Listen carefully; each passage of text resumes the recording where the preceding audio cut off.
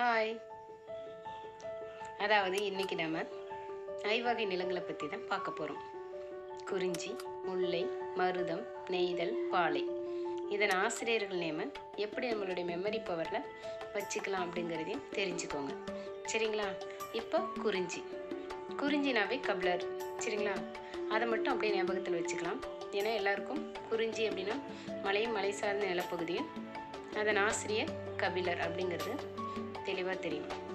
அடுத்தது முல்லை இது பார்த்திங்கன்னா காடு சார்ந்த நிலப்பகுதியும் குறிக்கும். இப்போ காடு அப்படின்னா ஒரு ஐதீகம் என்னன்னு சொல்லுவாங்க, பேய் இருக்கும் அப்படின்னு சொல்லுவாங்க இல்லையா, நமக்கே தெரியும். அப்போ முல்லை நிலப்பகுதி ஆசிரியர் பேயனார். ஸோ காடுனா பேய் இருக்குன்னு ஞாபகம் வச்சுக்கலாம். இப்போ ஆசிரியர் பேயனார்.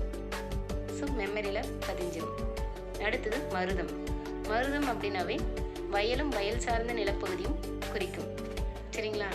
இப்போ வயல் பகுதி அப்படின்னாவே நம்ம எப்படி போவோம், வரப்பில் ஓரமாக நடந்து போவோமா?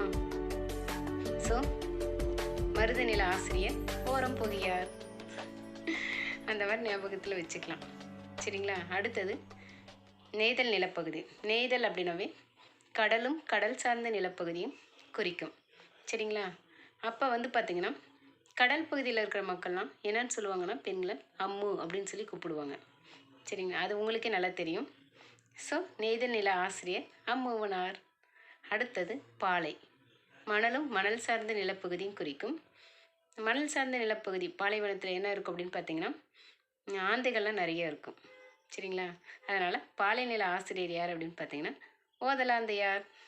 ஸோ இந்த மாதிரி சிம்பிளாக ஆசிரியர் நேமம் மெமரி பவரில் பதிய இது தெரிஞ்சுக்கோங்க. பிடிச்சிருந்தா லைக் பண்ணுங்கள்.